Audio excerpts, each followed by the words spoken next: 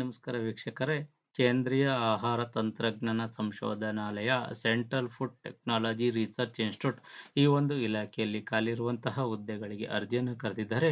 ಎಷ್ಟು ಹುದ್ದೆಗಳಿಗೆ ಅರ್ಜಿಯನ್ನು ಕರೆದಿದ್ದಾರೆ, ಎಜುಕೇಷನ್ ಏನಾಗಿರಬೇಕು, ಅಪ್ಲೈ ಮಾಡೋದು ಹೇಗೆ, ಸ್ಯಾಲ್ರಿ ಏನು ನಿಗದಿಪಡಿಸಿದ್ದಾರೆ, ಒಂದು ಸಂಪೂರ್ಣ ಮಾಹಿತಿಯನ್ನು ನಿಮಗೆ ತಿಳಿಸ್ಕೊಡ್ತೀನಿ. ವಿಡಿಯೋ ಸ್ಕಿಪ್ ಮಾಡ್ದಂಗೆ ಪೂರ್ತಿ ವಿಡಿಯೋವನ್ನು ನೋಡಿ. ವೀಕ್ಷಕರೇ, ಕೇಂದ್ರೀಯ ಆಹಾರ ತಾಂತ್ರಿಕ ಸಂಶೋಧನಾ ಸಂಸ್ಥೆ, central Food Technology Research Institute ಈ ಒಂದು ಇಲಾಖೆಯಲ್ಲಿ ಖಾಲಿರುವಂತಹ ಹುದ್ದೆಗೆ ಅರ್ಜಿಯನ್ನು ಕರೆದಿದ್ದಾರೆ.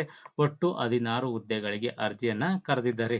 ಈ ಹುದ್ದೆಗಳಿಗೆ ಯಾರು ಆಯ್ಕೆ ಆಗ್ತಾರೋ ಅವ್ರಿಗೆ ಜಾಬ್ ಲೊಕೇಶನ್ ಎಲ್ಲಿ ಅಂತ ನಾವು ನೋಡೋದಾದ್ರೆ ಮೈಸೂರು, ಕರ್ನಾಟಕ ವಿಭಾಗದಲ್ಲಿ ಆ ಹುದ್ದೆಗೆ ಸೆಲೆಕ್ಷನ್ ಆಧಾರನ ನಿಯೋಜನೆಯನ್ನ ಮಾಡ್ತಾರೆ. ಈ ಹುದ್ದೆಗಳು ಯಾವ್ಯಾವ ಹುದ್ದೆಗಳು ಖಾಲಿ ಇದಾವೆ ಅಂತ ನಾವು ನೋಡಿದ್ರೆ junior secretariat assistant, junior stenographer ಹುದ್ದೆಗಳಿಗೆ ಅರ್ಜಿಯನ್ನ ಕರೆದಿದ್ದಾರೆ.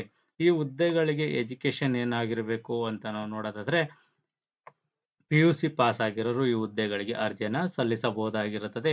ಈ ಹುದ್ದೆಗಳ ವಯೋಮಿತಿ ಏನಿರುತ್ತೆ, ಹುದ್ದೆಗಳಿಗೆ ಏಜ್ ಲಿಮಿಟ್ ಏನು ಅಂತ ನಾವು ನೋಡಿದ್ರೆ ಜೂನಿಯರ್ ಸೆಕ್ರೆಟರಿಯೇಟ್ ಅಸಿಸ್ಟೆಂಟ್ ಈ ಹುದ್ದೆಗಳಿಗೆ 28 ವರ್ಷದೊಳಗಡೆ ಇರೋರು ಅರ್ಜಿಯನ್ನ ಸಲ್ಲಿಸಬಹುದಾಗಿರುತ್ತದೆ.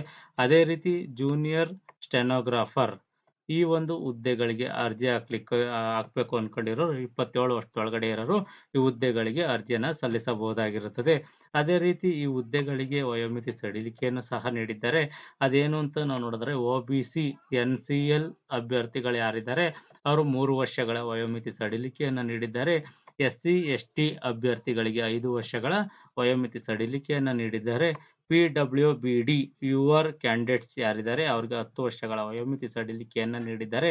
PWBD OBC ಅಭ್ಯರ್ಥಿಗಳಿಗೆ 13 ವರ್ಷಗಳ ವಯೋಮಿತಿ ಸಡಿಲಿಕೆ ಹಾಗೂ PWBD SC ST ಅಭ್ಯರ್ಥಿಗಳಿಗೆ 15 ವರ್ಷಗಳ ವಯೋಮಿತಿ ಸಡಿಲಿಕೆಯನ್ನು ಇವರು ನೀಡಿದ್ದಾರೆ. ಅದೇ ರೀತಿ ಈ ಹುದ್ದೆಗಳಿಗೆ ಸಂಬಂಧಪಟ್ಟಂತೆ ಅರ್ಜಿ ಹಾಕ್ಲಿಕ್ಕೆ ಅಪ್ಲಿಕೇಶನ್ ಫೀಸ್ ಏನಿರುತ್ತೆ ಅಂತ ನಾವು ನೋಡೋದಾದ್ರೆ SC ST PWBD women ex service man ಅಭ್ಯರ್ಥಿಗಳಿಗೆ ಯಾವುದೇ ರೀತಿಯ ಅರ್ಜಿ ಶುಲ್ಕ ಇರುವುದಿಲ್ಲ. SC ST PWBD ಮಹಿಳಾ ಅಭ್ಯರ್ಥಿಗಳು ಮತ್ತು ಎಕ್ಸ್ ಸರ್ವಿಸ್ ಮ್ಯಾನ್ ಅಭ್ಯರ್ಥಿಗಳು ಯಾರಿರ್ತಾರೆ ಅವ್ರಿಗೆ ಅರ್ಜಿ ಶುಲ್ಕ ಇರುವುದಿಲ್ಲ. ಅವ್ರನ್ನ ಬಿಟ್ಟು ಬೇರೆ ಎಲ್ಲರಿಗೂ ಸಹ 500 ರೂಪಾಯಿಗಳ ಅರ್ಜಿ ಶುಲ್ಕವನ್ನು ನಿಗದಿಪಡಿಸಿದ್ದಾರೆ. ಇದು ಆನ್ಲೈನ್ ಮುಖಾಂತರನೇ ಪೇಮೆಂಟ್ ಅನ್ನ ಮಾಡಬೇಕಾಗಿರುತ್ತದೆ. ಈ ಹುದ್ದೆಗಳಿಗೆ ಆಯ್ಕೆ ಸೆಲೆಕ್ಷನ್ ಪ್ರೋಸೆಸ್ ಯಾವ ರೀತಿ ಇರುತ್ತೆ ಅಂತ ನಾವು ನೋಡಿದ್ರೆ OMR ಬೇಸ್ಡ್ ಅಥವಾ computer based objective type multiple choose examination ಇರುತ್ತೆ. ಅದೇ ರೀತಿ ಇದರಲ್ಲಿ ಯಾರು ಆಯ್ಕೆ ಆಗ್ತಾರೆ ಅವ್ರನ್ನ ಟೈಪಿಂಗ್ ಟೆಸ್ಟ್ ಅನ್ನ ಮಾಡ್ತಾರೆ ಮತ್ತು ಸ್ಕಿಲ್ ಟೆಸ್ಟ್ ಅನ್ನ ಮಾಡ್ತಾರೆ. ಅದೇ ರೀತಿ ಪರ್ಫಾರ್ಮೆನ್ಸ್ ಟೆಸ್ಟ್ ಅನ್ನು ಸಹ ಇವ್ರು ಮಾಡ್ತಾರೆ.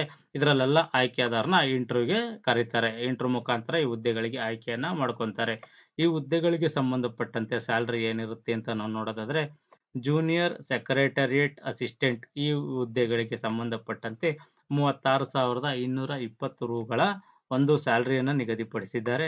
ಜೂನಿಯರ್ ಸ್ಟೆನೋಗ್ರಾಫರ್ ಈ ಹುದ್ದೆಗೆ 47,415 ರೂಪಾಯಿಗಳ ಒಂದು ಸ್ಯಾಲರಿಯನ್ನು ನಿಗದಿಪಡಿಸಿದ್ದಾರೆ.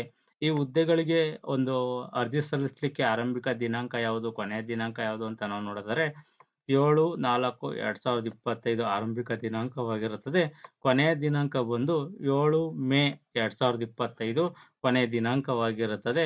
ಮತ್ತು ಈ ಹುದ್ದೆಗಳಿಗೆ ಸಂಬಂಧಪಟ್ಟಂತೆ ಹಾಲ್ ಟಿಕೆಟ್ ಯಾವಾಗಿರುತ್ತೆ ಅಂತ, ಹಾಲ್ ಟಿಕೆಟ್ ಯಾವಾಗ ಕೊಡ್ತಾರೆ ಅಂತ ನಾವು ನೋಡಿದರೆ ಅಪ್ಲೈ ಮಾಡಿದವ್ರಿಗೆ ಜೂನು ಅಥವಾ ಜುಲೈ ತಿಂಗಳಲ್ಲಿ ಹಾಲ್ ಟಿಕೆಟ್ ಅನ್ನ ಇಶ್ಯೂ ಮಾಡ್ತಾರೆ.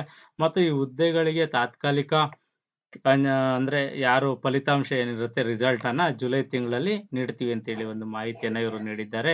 ಈ ಒಂದು ಹುದ್ದೆಗಳಿಗೆ ಸಂಬಂಧಪಟ್ಟಂತೆ ಈ ಒಂದು ಹೆಚ್ಚಿನ ಮಾಹಿತಿ ಬೇಕು ಅಂತಂದ್ರೆ ಅಧಿಕೃತ ವೆಬ್ಸೈಟ್ ಆದ cftri.res.in ಈ ಒಂದು ವೆಬ್ಸೈಟ್ಗೆ ಹೋಗಿ ಹೆಚ್ಚಿನ ಮಾಹಿತಿಯನ್ನು ನೀವು ಪಡ್ಕೋಬಹುದಾಗಿರುತ್ತದೆ. ಯಾರೆಲ್ಲ ಈ ಹುದ್ದೆಗಳಿಗೆ ಅರ್ಜಿಯನ್ನು ಸಲ್ಲಿಸಬೇಕು ಅನ್ಕೊಂಡಿದ್ದೀರಾ ಅವರೆಲ್ಲ ಮುಂಚಿತವಾಗಿ ಅರ್ಜಿಯನ್ನು ಸಲ್ಲಿಸಿ ಕೊನೆಯ ದಿನಾಂಕವರೆಗೂ ಕಾಯಕ್ಕೆ ಹೋಗ್ಬೇಡಿ. ಯಾಕೆಂದ್ರೆ ತಾಂತ್ರಿಕ ಕಾರಣಗಳಿಂದ ಅರ್ಜಿ ಹಾಕ್ಲಿಕ್ಕೆ ತೊಂದರೆ ಆಗ್ಬೋದು. ಮತ್ತೆ ಈ ಒಂದು ಹುದ್ದೆಗಳಿಗೆ ಅರ್ಜಿಯನ್ನು ಸಲ್ಲಿಸಬೇಕು ಅಂತಿರೋ ಅಭ್ಯರ್ಥಿಗಳು ನೋಟಿಫಿಕೇಶನ್ ಅನ್ನು ಸಂಪೂರ್ಣವಾಗಿ ಓದಿ ನಿಮಗೆ ಸೂಕ್ತ ಅಂತ ಅನ್ಸಿದ್ರೆ ಮಾತ್ರ ಈ ಹುದ್ದೆಗಳಿಗೆ ಅರ್ಜಿಯನ್ನು ಸಲ್ಲಿಸಿ. ಈ ಒಂದು ಮಾಹಿತಿ ಇಷ್ಟವಾದರೆ ಸಬ್ಸ್ಕ್ರೈಬ್ ಮಾಡಿ, ಶೇರ್ ಮಾಡಿ, ಲೈಕ್ ಮಾಡಿ.